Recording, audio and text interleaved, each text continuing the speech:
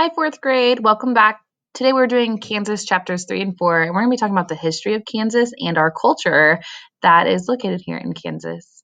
Today we'll be learning about the history and culture of Kansas, and we know we'll be successful when we can describe the history of the lands of Kansas and the important Kansas events, and describe some of the cultures of Kansas that make it unique, as well as summarizing one famous Kansan and what they are known for. Our key vocabulary for today, our first word is nomadic. These are traveling from people who travel from place to place instead of living in the same place all of the time, people or animals. Slavery is the system in which a person may be owned and thought of as property. Drought is a long period without rain. And the last word is segregated, which means to be separated or to be kept apart. Okay, chapter 3 for history. Thousands of years ago, huge animals such as mammoths and mastodons roamed the Great Plains.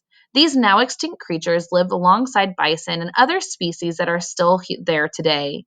In about 10,000 BCE, nomadic people arrived in the area. They hunted the animals of the Great Plains using spears and other handmade weapons. In addition to eating the animal's meat, the hunters made everything from tools to clothing using other animal parts. And then here it says mammoths died out in Kansas by about 8,000 BCE. It shows you pictures of them hunting with their spears. Native Americans. Over time, the people of what is now Kansas began settling down. Instead of roaming from place to place in search of animals and plants to eat, they built farms and villages. They constructed their homes from wood, grass, animal skins, and other natural materials. Some people continued to hunt for meat, but they also grew a variety of crops, including pumpkins, corn, and beans. And again, here is that map of Kansas. And here it says this map shows some of the major tribes that lived in what is now Kansas before Europeans came. So here you can see Kansa, the Osage, Wichita, Kiowa, Pawnee, and Arapaho. So some of those even probably sound similar because, for example, the Kansa is what helped to give us the name of Kansas, and Wichita is now a city located in Kansas. By the 1500s, several different cultures called Kansas home. In the Northeast were the Kansa. The Kansa grew a variety of crops, but also sent groups of men and women on long hunting trips in the fall. South of them were the Osage people who led a similar lifestyle. The Pawnee and Wichita people lived farther west. Both spoke a language called Caddoan. Along the western edge of the state were the Arapaho and Kiowa. And here it says Kansas is named after the Kansa people. They were among the first Native Americans in the area to encounter European explorers. And up here, our picture, the caption says the Wichita people perform a traditional dance at a gathering in the 1920s. European settlers. In 1541, Spanish explorers under Francisco Vázquez de Coronado became the first known Europeans to visit Kansas. Their visit was brief. The next Europeans did not arrive until the late 1600s. In 1673, French explorers traveled down the Mississippi River and mapped the surrounding area, including parts of Kansas. 9 years later, explorer René Robert Cavelier, Sieur de la Salle, claimed Kansas for France. It was part of a much larger region he claimed called Louisiana. And this map shows routes Europeans took as they explored and settled what is now Kansas. And you can see the different routes here. Okay. In 1803, the United States purchased Louisiana from France. The following year, President Thomas Jefferson sent a team led by Meriwether Lewis and William Clark to explore the area. They arrived in what is now Kansas in June and celebrated the 4th of July there. 2 years later, U.S. Army official Zebulon Pike met with Pawnee and Osage leaders in Kansas. And here it says the Lewis and Clark party used poles to push their boat along the shallow areas as they traveled along the Missouri River. Fight against slavery. In 1854, the U.S. government officially created the Kansas Territory. Thousands of Americans and immigrants moved into the area. Almost right away, the new settlers began thinking about statehood. At the time, the debate over slavery was a major issue in the country. Some people in Kansas wanted to allow slavery, like the southern states. Others wanted slavery to be illegal. For years, pro and anti-slavery groups in Kansas fought over the issue. Finally, on January 29, 1861, Kansas joined the United States as a free state. The anti-slavery movement had won in Kansas, but just 3 months later, the national debate over slavery launched the Civil War from 1861 until 1865. About 20,000 Kansans joined the fight against the pro-slavery southern states. They helped win the war and make slavery illegal across the entire country.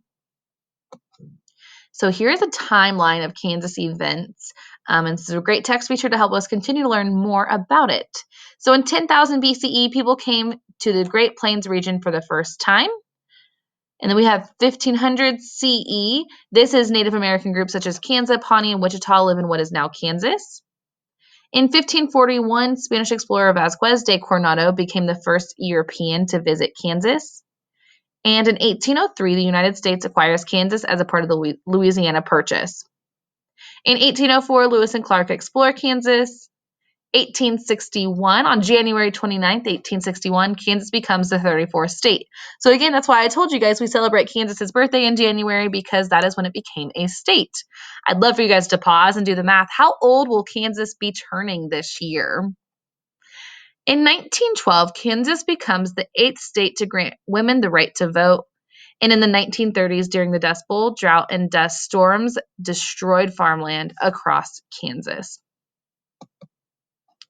A growing state. After the war, Kansas experienced rapid expansion. New railroads made it easier to reach the state. Thousands of people came to work on farms, in mines, and at other businesses. Then, in the 1930s, a long drought turned Kansas's rich farmland into a dusty wasteland. It took years to recover. In the 1950s, Kansas played a major role in the civil rights movement. A lawsuit against the Topeka Board of Education led to a U.S. Supreme Court decision declaring it illegal for public schools to be segregated. And that happened here in Topeka, and we've talked about that at Brown versus Board before. So that's major, major, major to the entire United States that has happened, not only in Kansas, but also here in Topeka. So here's a picture, and it says an enormous dust storm swept across the town of Rolla in 1935. And here we have Dwight D. Eisenhower. And it says, though born in Texas, Dwight D. Eisenhower grew up in Abilene, Kansas. During World War II, so from 1939 until 1945, Eisenhower led U.S. forces and their allies to victory in Europe. His popularity as a military leader helped him win a landslide victory when he ran for president in 1952. Ike, as he was known, served 2 terms in the office. During this time, he worked hard to maintain peace around the world. He became one of the most widely liked presidents in history. And here we have chapter 4, culture. So it says, from the sparsely populated western half to the states in this half of the state to the cities in the east, Kansas is full of things to do and see. With their diverse population and wealth of museums, theaters, and other attractions, big cities such as Topeka and Kansas City are cultural centers. Even the state's smallest towns offer plenty of celebrations and beautiful natural scenery. And here it has more than 300,000 people attend the Kansas State Fair every year. I know I've attended the Kansas State Fair before. I'd love to hear if you 4th graders have before too. That's usually in Hutchinson, Kansas. Okay, on the court, Kansans love to play and watch their favorite sports. Fans cheer on the Sporting Kansas City pro soccer team. The state also has a rich basketball history. The University of Kansas Jayhawks basketball team was founded in 1898. This makes it one of the world's oldest basketball teams. The Jayhawks' first coach was James Naismith, the game's inventor. The team has long been a powerhouse of college basketball, winning many championships over its long history. And our caption here says, Kansas basketball fans have to choose a side when the University of Kansas Jayhawks face off against the Kansas State University Wildcats. So would love to hear also that about that. Are you a K-State fan or are you a KU fan?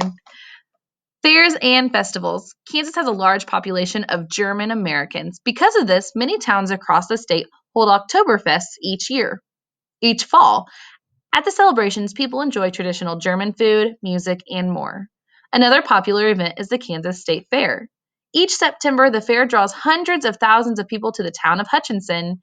They celebrate Kansas agriculture, enjoy live entertainment and rides, eat tasty food, and take part in other fun activities. And here it is spectators cheer during a pig race at the Kansas State Fair. Kansans at work.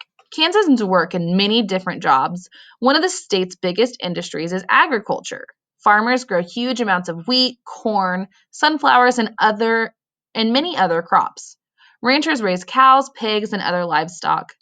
Thousands of other Kansans work in the aircraft industry, building planes. Others assemble cars, electronics, and other products in factories. Many Kansans work in service jobs such as teachers, doctors, and restaurant employees. Up here in our caption, it says a thresher is a machine used to separate the seeds of grain plants from stalks and husks. A powerful state. So it says up here about 1/4 of Kansas's electricity comes from wind. This amount is expected to increase over time. If you've ever been driving, you might see these giant windmills off of interstate. We're going to read about those. So Kansas has a wealth of resources for generating energy. Throughout the 20th century, the state was a major source of coal. The mining industry provided many jobs to Kansans. The coal industry has been shrinking, however, as people turn to cleaner energy sources. Luckily for Kansas, its wide open plains and plentiful sunshine makes it the perfect place to capture wind and solar power. Jobs related to coal will eventually be replaced with jobs in these alternative energies. Kansas cuisine. Kansans love country-style home cooking. Many families have their own recipes for classic dishes such as fried chicken and apple pie. People also bake a lot of bread, often using flour from the wheat that is grown across the state. Barbecue is a big deal in Kansas, too. Meats of all kinds are seasoned, slow roasted, and coated in tangy sauce. And here is a recipe for Kansas City barbecue sauce. And it says you can dip everything from French fries to chicken in the sweet, spicy sauce. And here it says ask an adult to help you if you're interested in making that barbecue recipe. The heart of the country. Each year on January 29th, Kansas's birthday, the state's residents celebrate Kansas Day. Local museums offer special events to teach people about state history, and small towns hold potlucks. People sing Home on the Range, the official state song. Kansans are proud of where they live and they love their state. Local traditions, friendly people, and gorgeous landscapes make Kansas an incredible place for residents and visitors alike. And here, Lawrence residents paint a colorful street mural as part of a local Earth Day celebration in 2016. So on this page, you are going to reference and pick one person to summarize. So here are some of the famous people from Kansas. So we're going to start off over here with Amelia Earhart. So from 1897 to 1937, question mark. We're not sure because she went missing. It says she became the first woman to complete a solo airplane flight across the Atlantic Ocean in 1928. She later disappeared over the Pacific Ocean while attempting to fly around the world. Bones that possibly belonged to Earhart were later discovered on an island, and she was a native of Atchison. Here we have Langston Hughes. So he was alive from 1902 to 1967, and he was a writer and social activist who helped lead the Harlem Renaissance arts movements in the 1920s. He grew up in Lawrence. William S. Burroughs. So from 1914 to 1997, he was a writer and artist who played a major role in the Beat Generation literary movement. He was a longtime resident of Lawrence. Here is Gwendolyn Brooks. She was alive from 1917 to 2000. She was a poet whose 1949 book, Annie Allen, made her the first African American to win a Pulitzer Prize. She was born in Topeka. Charlie Parker, so from 1920 to 1955, was a saxophonist who helped pioneer the bebop style of jazz music. Nicknamed Bird, he was born in Kansas City. Up here is Dennis Hopper, from 1936 to 2010, was an actor, filmmaker, photographer, and artist who became famous for his work in such films as Easy Rider and Apocalypse Now. He was born in Dodge City. Here is Annette Bening. So she is still alive. So from 1958, is an Academy Award nominated actor who has received widespread acclaim for her work in such films as The Kids Are All Right. She is from Topeka as well. Here is Kirstie Alley. Again, still alive, was born in 1951, is an award-winning actor who has appeared in many films and TV series. She is from Wichita.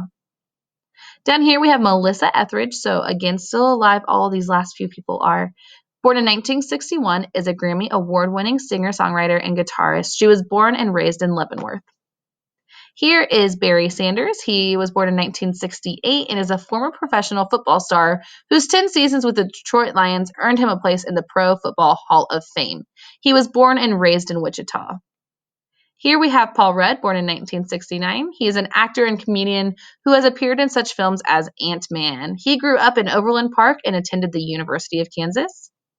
And we have Janelle Monáe, and she's a Grammy-nominated singer-songwriter. She has also starred in such films as Moonlight and Hidden Figures. She is from Kansas City. Did you know that Kansas City, located on the eastern border of Kansas, is actually two cities? One is Kansas City, Kansas. The larger section is in Missouri, but the Kansas part is still one of the biggest cities in Kansas. Down here, Smith County in northern Kansas contains the exact center point of the lower 48 United States. Up here says when the people of the Kansas Territory were fighting over whether Kansas should be a free state, anti-slavery groups called themselves Jayhawks.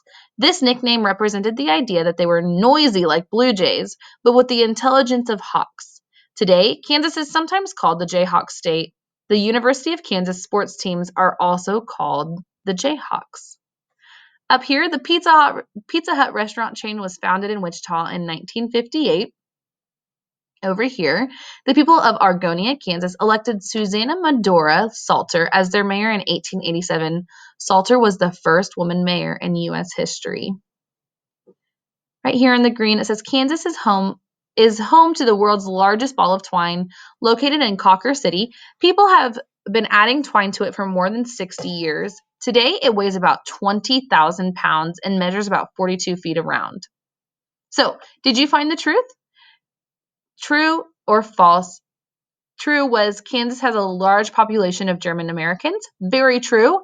And false, the United States purchased Kansas from Spain. Okay, awesome job today, friends. What you'll be doing is using details from the text, summarize what one famous person from Kansas is famous for and their life. A little extra bonus if you want to do some of your own research on one of those famous Kansans. Good job, 4th grade. I will see you again soon.